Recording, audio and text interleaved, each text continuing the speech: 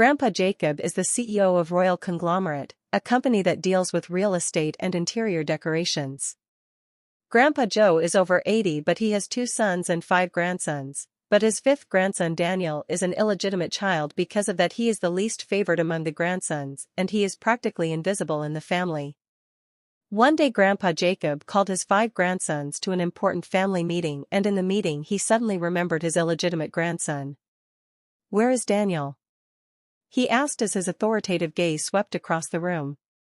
In a corner unnoticed by anyone, Daniel raised his eyebrow in surprise. He stood up and came forward and his extraordinary enchanting face came to light. He has sharp and refined features, a pointed nose, a thin lips, and a perfectly curved chin that seems as if it was carved by a sculptor. "Grandpa, are you looking for me?" His voice was deep and sensual. Grandpa Jacob couldn't help but frown. He disliked this grandson not just because he is illegitimate but because of his looks. His looks were too beautiful and outstanding from the rest of the family. Daniel exuded elegance and nobility, the type that made others feel inferior as if they were beneath him. This made his step-brothers hate him more. Grandpa Jacob held out a picture in his phone for him to see. "This is Emma, the eldest daughter of Chief Peters, the academic world icon. Our family is powerful but we lack reputation, so we need to form an alliance with the Chief Peters family through marriage." Daniel's frowned slightly when he heard it, but his grandfather continued anyway. "You will get married to her in 1 month's time." Everyone seemed happy about this decision. The oldest grandson Dennis mocked Daniel, saying, "No woman will resist your handsome face." Others rolled with laughter, but Daniel was seriously examining the girl in the picture. She was looking dull, ordinary, unremarkable in her faded clothes. Daniel understood why they assigned such task to him. His older brothers would have fiercely rejected to be married to such girl, but as for him he dare not reject his grandfather's request, so he calmly said, "I accept." 1 month later the marriage between the 2 powerful families caught the attention of everyone in the city. A grand wedding, an elegant groom, but the bride was a disappointment. Even in her wedding dress and heavy makeup she couldn't hide her unattractive features, her dull skin and weird look. Everyone could only think of one phrase, the Beauty and the Beast, but here the groom is the beauty and the bride is the beast.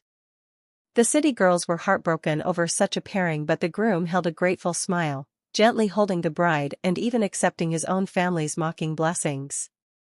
After the wedding ended the couple returned to their new home, a home gifted to them by Grandpa Jacob. They slept on separate rooms. Emma was timid and clumsy. Daniel has no expectation from her. But immediately Emma retired to her room, a mischievous smile spread across her face and her dull timid look disappeared.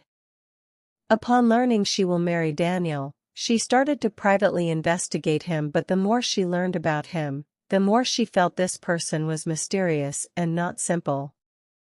She initially thought his calmness is an act, but she doesn't expect that when alone he would still be polite without showing any form of anger. The next morning Daniel woke up to discover that Emma had already prepared his breakfast.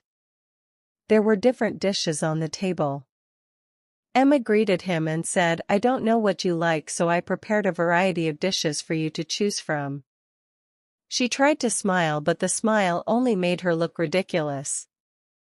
Daniel told her, "You are not a servant, you don't need to cook for me," Emma replied. "No, I am your wife, it's my job to cook for you." "Thank you," Daniel said. "No need to thank me, it's what I should do." Daniel was getting frustrated at this point. "Sit down and eat with me as my wife." "No, I am not yet hungry," she said. Daniel didn't imagine his new wife would be afraid of him. He wonders whether he looks terrifying. He didn't want his family to think he is maltreating her. He insisted, "Sit down and eat with me," and she agreed. But she did not eat. Instead she was staring and admiring his handsome features like a lost sheep. After their meal Daniel told his wife, "I am heading to work. You can do whatever you want and go anywhere you want except my bedroom." Immediately he left. The shyness in Emma's face disappeared, giving way to thoughtfulness. She smiled to herself, my acting skills are getting better. Immediately she returned to her room and slowly removed her makeup. Her dull skin gave way to a fair and delicate skin underneath. As if she changed her face, she looked like a completely different person.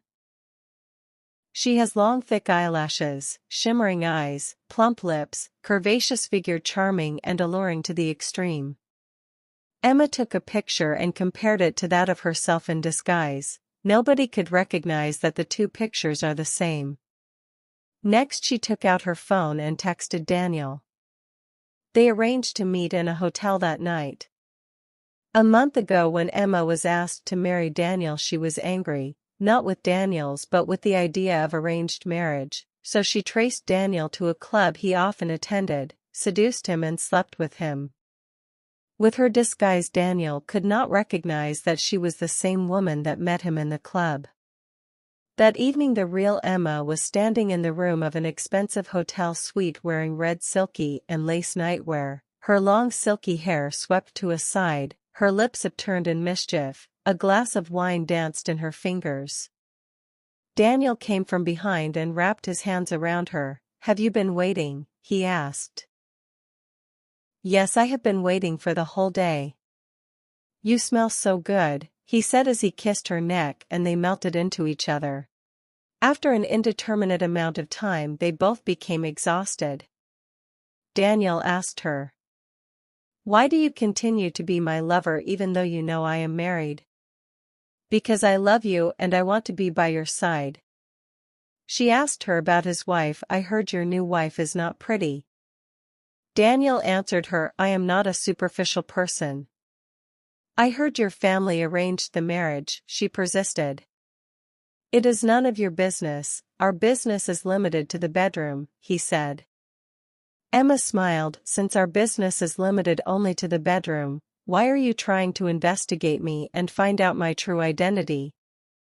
I just want to know who you are. I hate the feeling of being out of control, Daniel replied. If you discover my identity, then our relationship has to end. Before the day break, Emma woke up, took her bath, got dressed and quietly left the hotel room. Immediately she left. Daniel, who had been pretending to be asleep, opened his eyes. When Emma returned to the villa, she put on her ugly makeup again before sleeping, so when Daniel returned home in the morning, Emma, the ugly wife, had already served his breakfast while waiting at the door for him. She did not ask him or nag him like the other wives on why he spent the night outside. While eating, Daniel told her, prepare, we are going to see grandfather today. Emma nodded. When they were going, Emma wore an oversized t-shirt and an oversized skirt. She didn't want Daniel to notice his figure and be suspicious.